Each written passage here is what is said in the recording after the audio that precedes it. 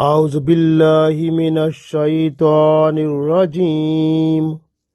بسم الله الرحمن الرحيم. إذ همت طائفتان منكم أن تفشلا والله وليهما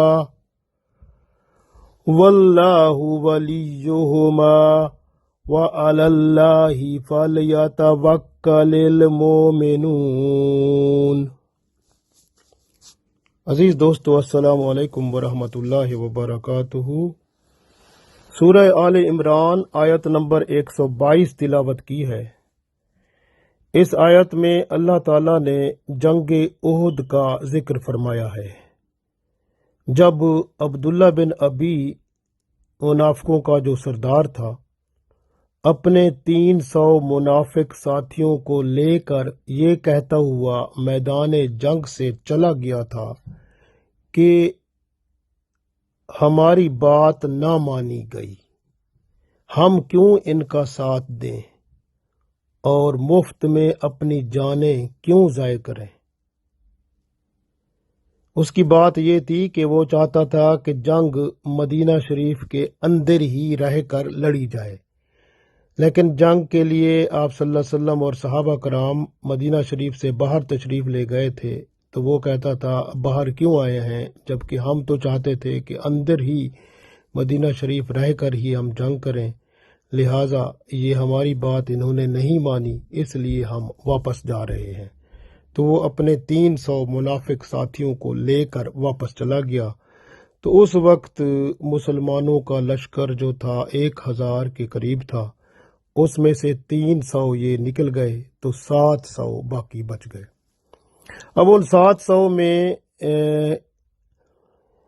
اس وقت قبیلہ اوس کے بنو حارثہ جو تھے اور قبیلہ خزرج کے بنو سلمہ، یعنی اس قبیلے کی اور مزید شاخیں جو تھیں. قبیلہ اوس کے بنو حارثہ والے جو تھے اور قبیلہ خزرج کے بنو سلمہ جو تھے، ان پر یہ وسوسہ گزرا یہ عبداللہ بن ابی کے جانے کے بعد کہ وہ اب قلت سامان جنگ اور جنگی سپاہیوں کی کمی کی وجہ سے آگے بڑھنے کی بجائے پیچھے ہٹ جائیں تو بہتر ہے. تو یہ ان کا نفاق نہیں تھا، نہ ان کی ایمان کی کمزوری تھی، بلکہ یہ ایک مادی وسائل کی کمی کا ایک وسوسہ انہیں آیا تھا. انہوں نے اس پر عمل نہ کیا کیونکہ اللہ کی رحمت اور دستگیری نے انہیں گھیر لیا اور وہ پھر نئے جوش اور ولولے سے جنگ میں شامل ہو کر بہادری کے جوہر دکھاتے رہے. پڑھتے ہیں اس آیت کو. ارشاد باری تعالیٰ ہے، از جب ہمت ارادہ کیا، طائفتانی دو گروہوں نے، یعنی دو گروہ سے مراد ایک گروہ جو تھا وہ اوس قبیلے سے بنو حارثہ تھے اور دوسرا گروہ خزرج قبیلے کے بنو سلمہ تھے. جب یہ دونوں گروہوں نے جو جنگ احد میں رسول اللہ صلی اللہ علیہ وسلم کے ساتھ لڑنے جا رہے تھے، تو اس وقت انہوں نے ارادہ کیا طائفتان، از ہمت طائفتان، جب ارادہ کیا ان دونوں گروہوں نے، منکم تم میں سے، ان تفشلا کہ وہ ہمت ہار دیں، کیونکہ انہوں نے دیکھا مادی وسائل تو ہمارے تھوڑے ہیں، دشمن تو ہم سے کئی گنا بڑھ کے ہے، کیونکہ وہ تو 3000 سے بھی زیادہ تھا. تو انہوں نے کہا ٹھیک ہے، ہم جو ہے یہ کیسے لڑیں گے، یہ خیال ایک ذہن میں آیا. تو اللہ تعالیٰ نے یہاں حوصلہ بڑھایا ان کا اور ہمت دلائی. پھر فرمایا واللہ، اور اللہ تعالیٰ، ولیہما، ولی یعنی مددگار، دوست، ہما یعنی ان دونوں کا، ان دونوں گروہوں کا. اللہ فرماتا ہے اور اللہ ان دونوں گروہوں کا دوست، وہ تو مدد کے لیے وہاں موجود ہے، تو موجود تھا. تو اس لیے اللہ فرماتا ہے وَعَلَى اللَّهِ، اور اللہ پر فَلْيَتَوَكَّلِ الْمُؤْمِنُونَ، پس یتوکل یعنی بھروسہ کرنا چاہیے، مومنون مومنوں کو، پس مومنوں کو اللہ پر ہی بھروسہ کرنا چاہیے۔ پھر پڑھتے ہیں، ارشاد ہے، اذ ہمت طائفتان منکم ان تفشلا واللہ ولیہما وعلی اللہ فلیتوکل المؤمنون۔ اور یاد کرو جب تم میں سے دو گروہ بزدل ہو گئے، یعنی اس وقت میدان چھوڑنے لگے یا ہتھیار ڈالنے کی طرف ان کا خیال آیا، تو اللہ تعالیٰ نے ان کا حوصلہ بڑھایا، حالانکہ اللہ تبارک و تعالیٰ تو وہاں مدد کے لیے موجود تھا، تو اس لیے اللہ نے فرمایا مومنوں کو اللہ پر ہی بھروسہ رکھنا چاہیے۔ غور کریں، اس میں ایک بہت بڑا سبق ملتا ہے۔ سبق یہ ہے کہ جب بھی مسلمان پر مادی وسائل کی قلت کا غلبہ ہوتا ہے تو توکل علی اللہ جاتا رہتا ہے، تو نتیجہ برا سامنے آتا ہے۔ تو اس لیے اللہ نے فرمایا کہ جب آپ کے پاس اگر جتنے وسائل ہیں ان سب کو بروئے کار لاؤ اور اللہ پر توکل رکھو، تو کامیابی آپ کے قدم ضرور چومے گی، کیونکہ اللہ تعالیٰ آپ کے ساتھ ہے۔ لیکن جب بندہ یہ سوچے کہ اپنے دشمن کے پاس تو اتنا کچھ ہے اور ہمارے پاس تو کچھ نہیں ہے، اور اسی بات پر حوصلہ ہار دے بندہ، تو پھر شکست یقینی ہوتی ہے۔ اس لیے اللہ نے فرمایا کہ وَعَلَى اللَّهِ، اور اللہ پر فَلْيَتَوَكَّلِ الْمُؤْمِنُونَ، اور مومن جو ہیں ان کو اللہ پر ہی بھروسہ رکھنا چاہیے۔ جب مومن چاہے اس کے پاس مادی وسائل کم ہوں، لیکن اللہ پر جب بھروسہ رکھتا ہے تو وہ کامیاب ضرور ہوتا ہے، کیونکہ اللہ اس کی مدد فرماتا ہے۔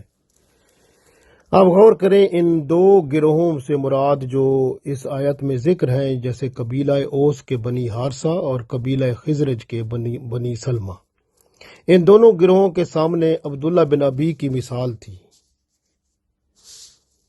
جس کی وجہ سے ان میں کم ہمتی اور کمزوری پیدا ہوئی، لیکن اللہ تعالیٰ کے فضل و کرم اور رحمت نے حوصلہ بڑھایا اور ان کے اس کمزوری اور کم ہمتی کے وسوسے کو آگے نہ بڑھنے دیا، کیونکہ اللہ نے فرمایا اللہ ولیہما، اللہ تو ان کا دوست تھا ان دونوں کا۔ اللہ نے ان کا ایمان بڑھایا، حوصلہ بڑھایا۔ یہ ظاہر کرتا ہے اللہ ولیہما اس آیت میں کہ جس پر اللہ مہربان ہو اس سے گناہ کیسے ہو سکتا ہے۔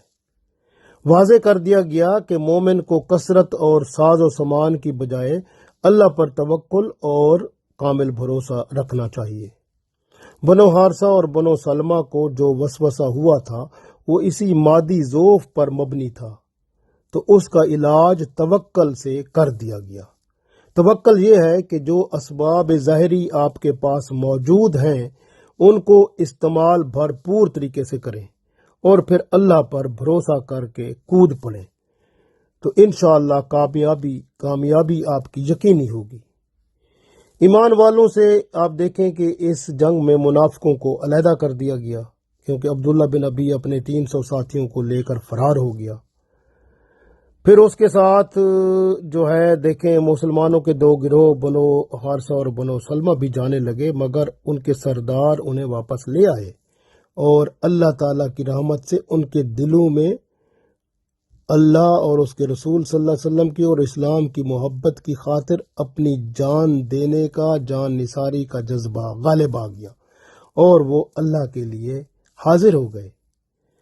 اس لیے اللہ نے فرمایا کہ اللہ تعالیٰ نے ایمان والوں پر کرم فرمایا، کیونکہ اللہ واللہ ولیہما، کیونکہ اللہ تو ان دونوں کا دوست تھا، اور اللہ جو ہے جو بھی اللہ پر بھروسہ رکھتا ہے، توکل رکھتا ہے، مومن ہوتا ہے، اللہ اس کے ساتھ مدد کے لیے ہر وقت تیار ہوتا ہے۔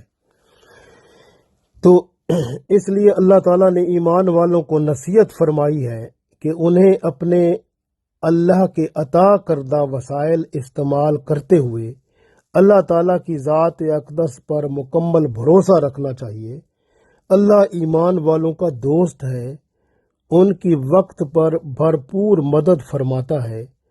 جب بنی حارثہ اور بنی سلمہ نے واپسی کا ارادہ کر لیا تھا تو اللہ نے ان کے قدموں کو جنگ کی طرف واپس لوٹا دیا اور لڑائی کی خاطر ان کو جما دیا، اور ایمان جو ان کے اندر تھا اس کو اور حوصلہ دیا اور ہمت دی، اور پھر انہوں نے اللہ کے رسول صلی اللہ علیہ وسلم کے ساتھ جنگ میں حصہ لیا۔